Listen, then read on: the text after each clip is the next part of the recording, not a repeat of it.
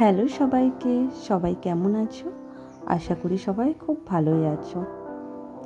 তো আজকে আমি তোমাদের করা অনেক অনেক প্রশ্নের থেকে কিছু প্রশ্নের উত্তর দিতে চলে এলাম। আমি প্রিয়াঙ্কা, আর তোমরা দেখছো আমার চ্যানেল প্রিস ক্রিয়েশন। তোমাদের করা প্রশ্নগুলোর মধ্যে সবচেয়ে কমন প্রশ্ন যেটা ছিল, মাটির থালায় আমরা কিভাবে রং করব, কী রং ব্যবহার করব, আর সেটা কতদিন স্থায়ী হবে। আজকের ভিডিওটা শুরু থেকে শেষ পর্যন্ত দেখলেই তোমরা বুঝতে পারবে স্টেপ বাই স্টেপ আমি মাটির থালায় কিভাবে রং করলাম। প্রথমেই আমি থালাটাকে খুব সুন্দর করে ধুয়ে নিলাম, যাতে ওর মধ্যে যদি কোনো ধুলো ময়লা জমে থাকে সেটা পরিষ্কার হয়ে যাবে, যার জন্য রং করার সময় স্মুথ লাগবে। তারপরে আমি বেস কালার হিসাবে সাদা রং দিয়ে দিলাম। আমি এখানে ফেব্রিকের অ্যাক্রিলিক কালার ব্যবহার করি রং করার সময়। তারপরে বেস কালার করার পরে সবাই দেখতেই পেলে আমি পেন্সিল দিয়ে প্রথমে ছবিটা এঁকে নিলাম। এটা আমার একটা অর্ডারের কাজ, জন্মাষ্টমী উপলক্ষে জগন্নাথ ঠাকুরের ছবি।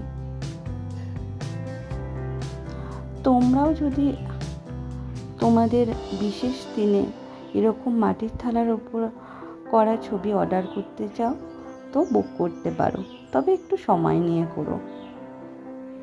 তারপরে দেখলে আমি লাল, কালো আর সাদা দিয়ে বাকি ছবিটা কমপ্লিট করছি। তারপরে কিছু কলকা মোটিভ দিয়ে দিলাম। আমার কলকা করতে খুব ভালো লাগে।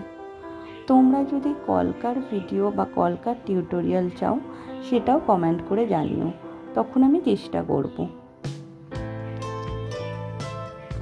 আমি এখানে 000 তুলি দিয়ে কলকাগুলো করেছি। হ্যাঁ, তোমরা এটাও জিজ্ঞেস করো যে আমি কলকা করার সময় কত নম্বর তুলি ব্যবহার করি। আমি এখানে 000 তুলি ব্যবহার করেছি। তবে সবসময় 000 মানেই যে সেটা খুব সরু হবে আর কলকার ক্ষেত্রে খুব স্মুথ হবে সেরকম না। তোমরা যখন তুলি কিনবে তখন একটু দেখে নেবে তুলির কতটা সরু বা কতটা মোটা, তারপর নিজেদের পছন্দ মতো কিনে নিতে পারবে। এখানে আমি কিছু আম কলকা, গোলাপ কলকা, ডট কলকা, পাতা কলকা এগুলো ব্যবহার করে কলকাগুলো শেষ করেছি।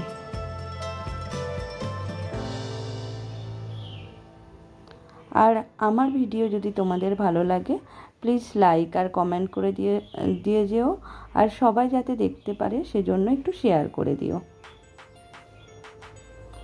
আর হ্যাঁ, ইনফরমেশনগুলো যদি তোমাদের ভালো লাগে সেটাও অবশ্যই জানিও কিন্তু।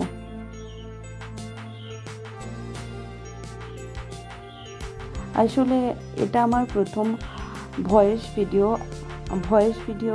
ভিডিও দিতে আমি অতটাও স্বাচ্ছন্দ্য বোধ করি না। তোমাদের এত প্রশ্নের উত্তর না দিতে পারার জন্য এতদিন ধরে দুঃখিত। এবার থেকে চেষ্টা করব তোমাদের প্রশ্নগুলোর ঠিক সময় ঠিকঠাক উত্তর দেওয়ার জন্য। Thank you. সবাই জানিও আজকের কাজটা কেমন হয়েছে। আর আমি এখানে ভার্নিশ হিসাবে ডেকরের লিটল বার্ড ভার্নিশটা ব্যবহার করেছি। আর হ্যাঁ, রং করা থালাগুলো দীর্ঘদিন পর্যন্ত একই রকম থাকে। তোমরা তোমাদের ইচ্ছে মতো ব্যবহার করতে পারো, শুধু একটু সাবধানের সঙ্গে ব্যবহার করলেই হবে।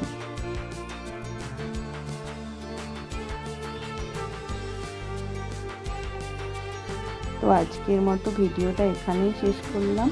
সকলে খুব ভালো থেকো আর এইভাবেই আমার পাশে থেকো। Thank you.